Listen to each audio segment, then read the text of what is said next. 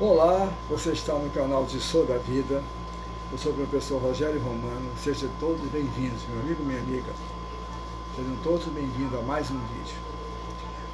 No vídeo anterior, nós falamos sobre o primeiro encobrimento, ou seja, o primeiro pecado, né? Aquele que numa linguagem religiosa a gente podemos considerar como o pecado original, né? O pecado que origina a queda do homem do jardim do Éden para o mundo das ilusões, né? O mundo dos fenômenos ilusórios. Bem, no vídeo de hoje, vamos falar um pouquinho sobre um outro encobrimento, né? Além desse, tão importante quanto esse primeiro. Mas vamos ver o que o mestre Masaru Taniguchi nos diz. Nos capítulos anteriores, expliquei que o pecado consiste no encobrimento da natureza divina do homem, que é o primeiro pecado, né?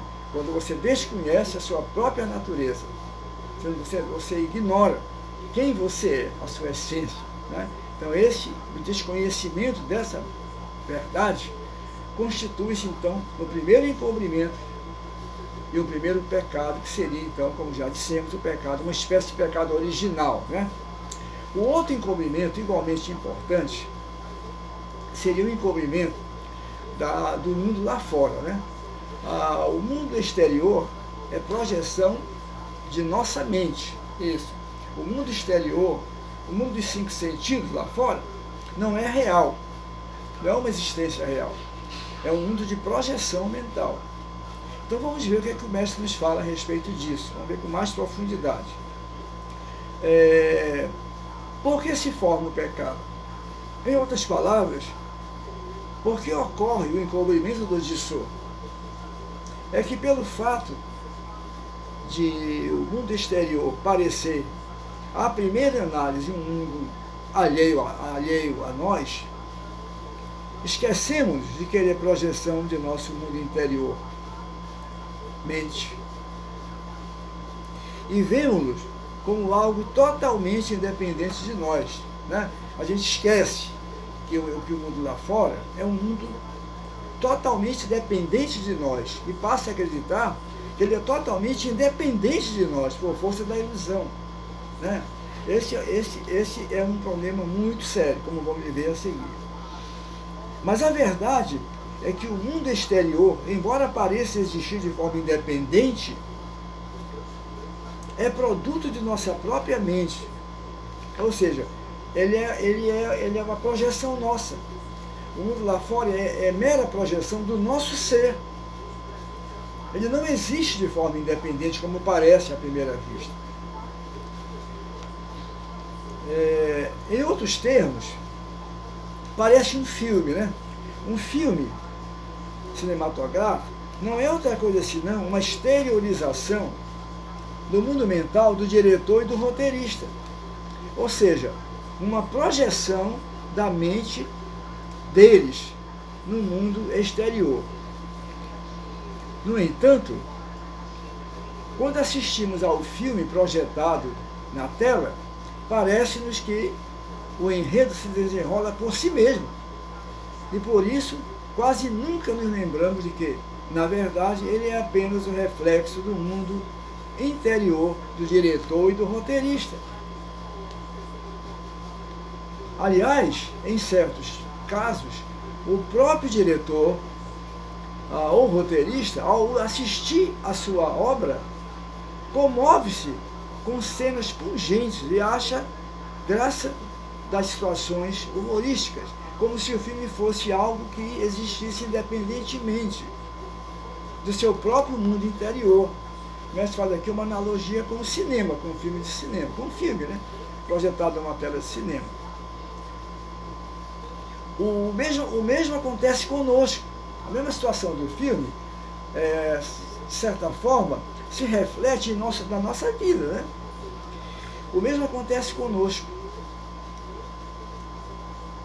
Quando assistimos através dos nossos sentidos, dos 5 sentidos fenomênicos, né, aos demais variados acontecimentos que sucedem-se na nossa vida cotidiana, eles nos parecem desenrolar-se por si mesmos no mundo ao nosso redor. Quando assistimos tudo que está acontecendo lá fora em nossa vida, a gente tem a nítida impressão, a ideia de que eles acontecem por si mesmos, totalmente independentes de nós, não é verdade? Por acreditarmos erroneamente que esses fatos ocorrem independentemente do nosso mundo interior, por acreditarmos nisso, é que começa a complicar a coisa, quando a gente acreditar nisso, né? O que acontece? Com a nossa mente presa a esses acontecimentos, ora nos alegramos, ora nos entristecemos. Claro, a gente se prende aos acontecimentos lá fora, acreditando, a princípio, se trata de acontecimentos reais, independentes de nós, né? Então, dentro dessa situação, dentro desse contexto mental, ora nos alegramos quando aqueles fatos são bons, são favoráveis a nós consideramos favoráveis, a gente se alegra. E quando nós consideramos os fatos lá fora desagradáveis ou agressivos, a gente se entristece. Isso é natural que seja assim, né? Porque, afinal de contas, nós estamos com a mente presa a esse acontecimento, acreditando serem eles existências reais independentes de nós, o que não é absolutamente verdade, como veremos a seguir, né? Mas aí, por outro lado, nós nos entristecemos ou nos alegramos de acordo com o andar da carruagem lá fora, né? Mas vamos continuar com o mestre. Aí o professor fala assim: enquanto não passar disso, enquanto ficar só nisso, o caso ainda não é grave. Enquanto não passar disso, o caso ainda não é grave. Mas, quando uma pessoa vive com a mente atribulada com os acontecimentos do mundo ao seu redor, ela poderá cair numa profunda depressão nervosa e até morrer em consequência disso. Sim, quando com a mente atribulada em função desse acontecimento lá fora, uma pessoa vive dessa maneira, com a mente atribulada, que está acontecendo lá fora, a tendência é que ela entre num estado de depressão, de neurose, de ansiedade com os acontecimentos lá fora, né? Eu conheço, quem não conhece, você deve, amiga, você conhece, amiga, você deve conhecer pessoas que estão nessa situação, vivendo com a mente completamente atribulada pelos acontecimentos lá fora, né? E caindo em estado de doença nervosa, ansiedade, depressões, neurose, etc. Eu conheço pessoas assim, certamente você também conhece, pessoas que estão nesse estado. Aí a coisa fica grave, como diz o mestre, a coisa fica séria. No volume 37 do Semeiro de Sô, o mestre coloca a situação num termo que é bem interessante que a gente observar. Vamos ver aqui. vamos já encontrar aqui. É preciso cuidado com isso. Eu conheci uma senhora que ela vivia tão apavorada com as notícias de assaltos que ela simplesmente ela parou de sair de casa. Ela não conseguia mais sair de casa para canto algum, completamente com a mente atribulada com esses acontecimentos desagradáveis, difíceis, né, lá fora. Ela ficou em estado de total invalidez, vamos dizer assim, porque ela não conseguia mais sair ela não conseguia sair para lugar nenhum. Completamente neurótica, paranoica, com a quantidade de agressões, de assaltos lá fora. E invalidou a vida da pessoa. Isso é muito grave, isso é muito sério.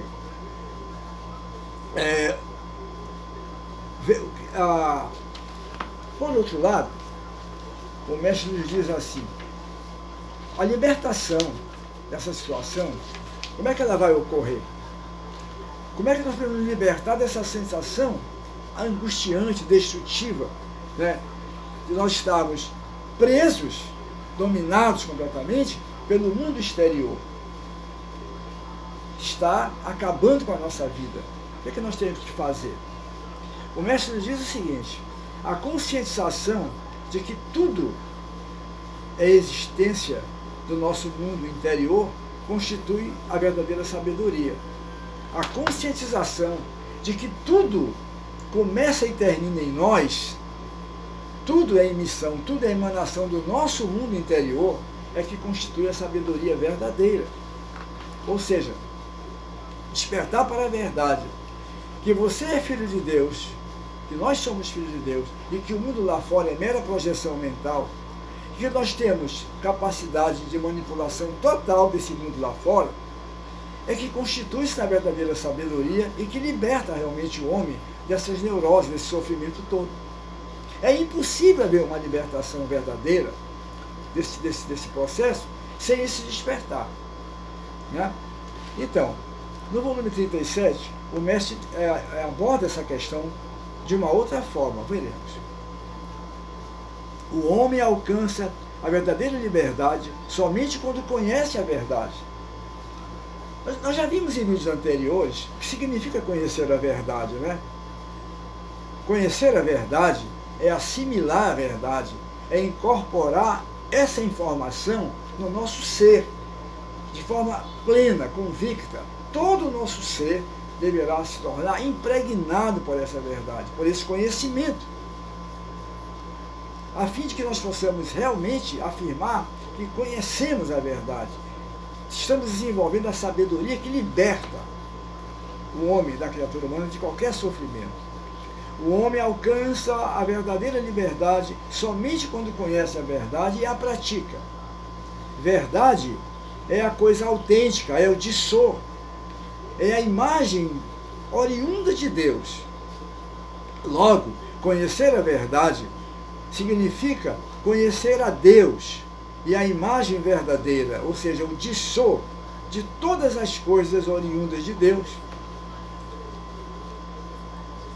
Não existe a luz do dissor, a luz da verdade, não existe nenhum mundo exterior, mundo lá fora, hostil a nós.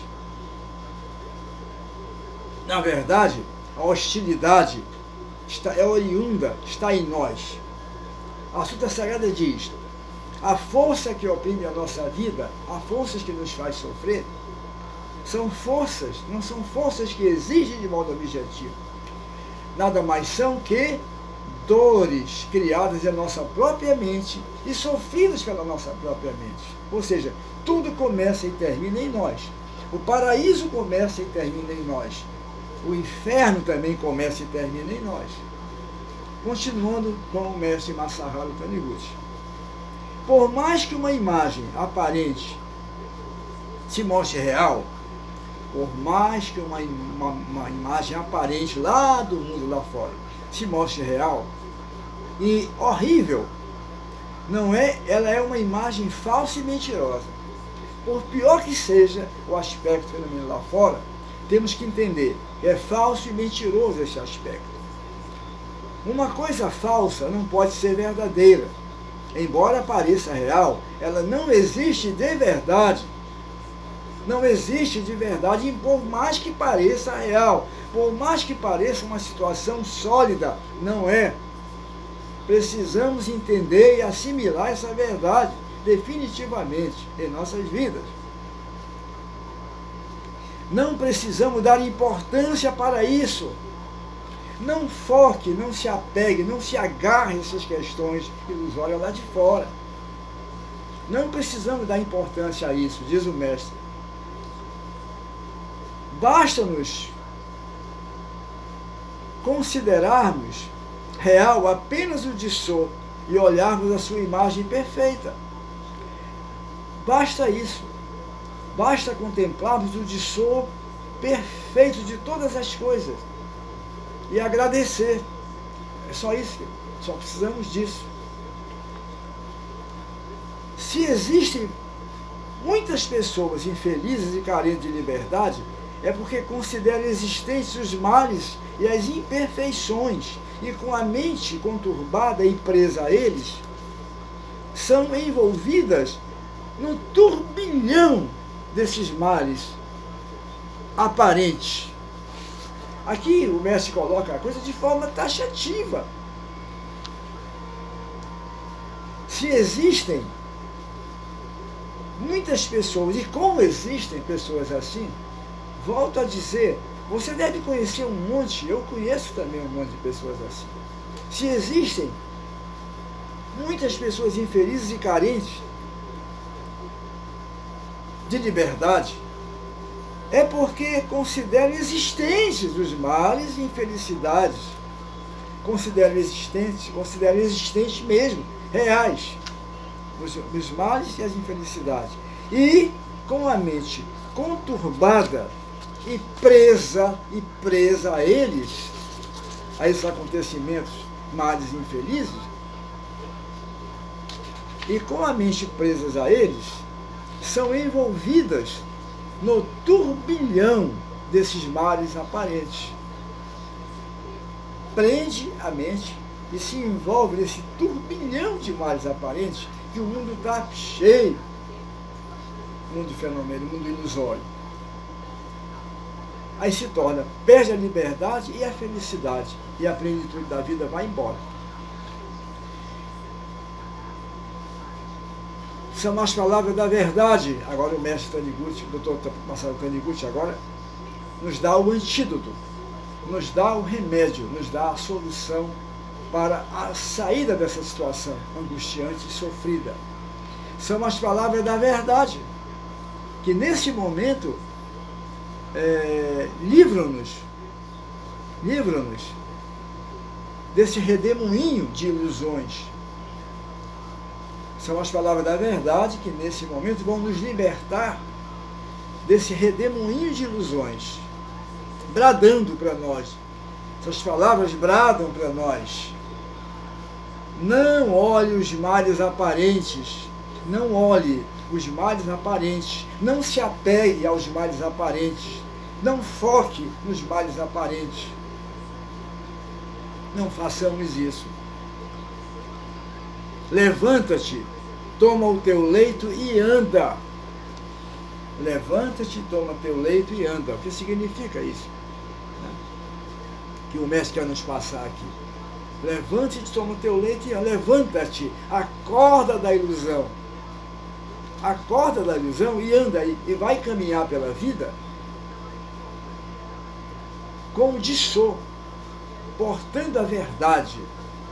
Só é real aquilo que Deus criou.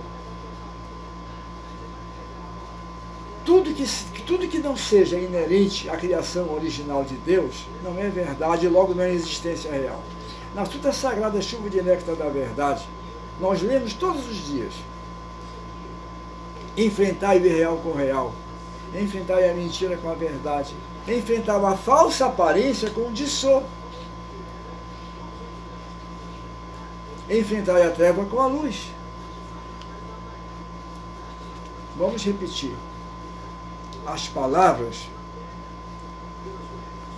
as palavras da verdade, bradando para nós, nos diz: levanta-te, toma teu leito e anda. São as palavras da verdade. Por isso, é necessário a leitura da Sutra Sagrada. Sempre, a leitura sempre da Sutra. É por isso que é necessário a prática constante do Shinsokan, a prática contemplativa do mundo perfeito de Deus, para anular, eliminar a força dessas ilusões em nossa vida. Elas voltarem o que elas são, ao nada. Né? É necessário que a iniciativa, levanta-te, toma teu leito e anda. Nós precisamos fazer alguma coisa, precisamos fazer algo, mas temos que entender que não adianta lutar contra as ilusões do mundo fenomênico dentro do contexto da ilusão.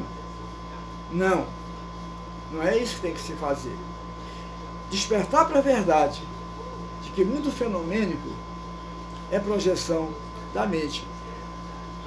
Se nós mantivermos a crença nesse mundo da ilusão, no mundo dos 5 sentidos, como sendo um mundo que existe por si só, que ele é real e que ele tem poder sobre nós, nós estamos com isso cometendo o segundo encobrimento em nossa vida. O segundo encobrimento do dissol de nossa vida, o segundo grande pecado em nossas vidas.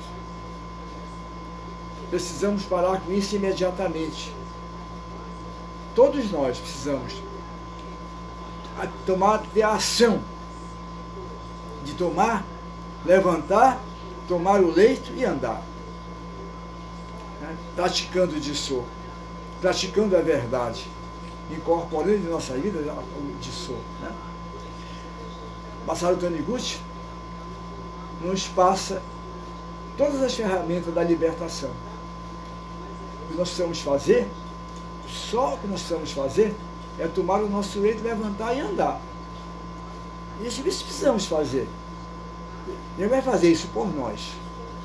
Né? O mundo lá fora, hoje em dia, está cada vez mais conturbado e cheio de dissensões e ameaças de toda a ordem.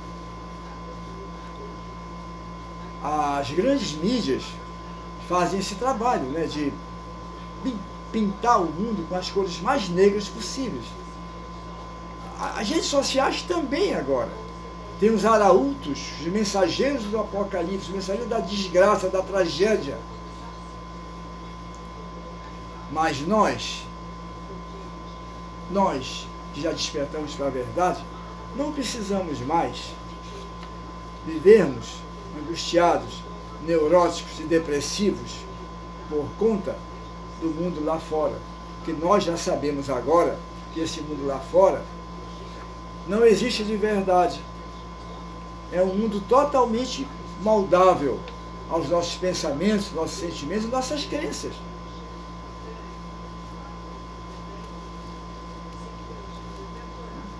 A Sutra Sagrada nos mostra exatamente essa verdade. Nós lemos todos os dias a Sutra Sagrada. Está lá. Está lá o caminho da libertação. Está no Shinsokan. Neste momento, deixe o mundo dos 5 sentidos, esse mundo ilusório, esse mundo da ilusão, esse mundo das fantasias, e entre no mundo do Dissol, o mundo da primeira criação, o mundo perfeito, originalmente criado por Deus, que é a única realidade do universo. As duas principais práticas da Seichonoe, elas trazem a chave, a ferramenta, a chave da libertação. Né? Não precisamos viver uma vida angustiados, temerosos, aflitos, preocupados e neuróticos. Não. Esse não é o viver do homem filho de Deus, do homem Deus liberto da ilusão. Estudamos o primeiro encobrimento, que é negar a sua própria natureza divina. Estamos estudando hoje o encobrimento seguinte, que é acreditar ser o mundo lá fora, o mundo real, e que funciona independentemente de nós. Não é assim. O mundo lá fora é totalmente dependente de nós, do nosso mundo interior. Na verdade, ele é reflexo do nosso mundo interior. A Sutra Sagrada diz, sempre, nós devemos nos lembrar da Sutra Sagrada, porque a Sutra Sagrada tem todas as respostas. Está tudo lá. Na Sutra Sagrada, a Chupa de Néctar da Verdade, diz assim, somente reconhecendo no interior o mundo paradisíaco, né, aparecerá no exterior o mundo paradisíaco como projeção do nosso interior. Né? Somente reconhecendo no interior o mundo paradisíaco, aparecerá no exterior o mundo paradisíaco como projeção deste reconhecimento. Veja o que a Sutra fala. Mundo paradisíaco. Manifesta-se a partir do que você reconhece no seu interior. Desperta para a verdade. E elimina a ilusão, elimina as ideias errôneas, os conceitos falsos. Aí, quando você faz isso, quando fazemos isso, nós estamos enfrentando o irreal com o real, estamos enfrentando a mentira com a verdade, estamos enfrentando a falsa aparência com o dissolo com a verdade. O ensinamento é claro. Por pior que seja, por mais horrível que seja o aspecto fenomênico manifestado lá fora, não acreditemos nele, não nos prendamos a ele. Não vamos ficar com a mente atribulada por essas coisas.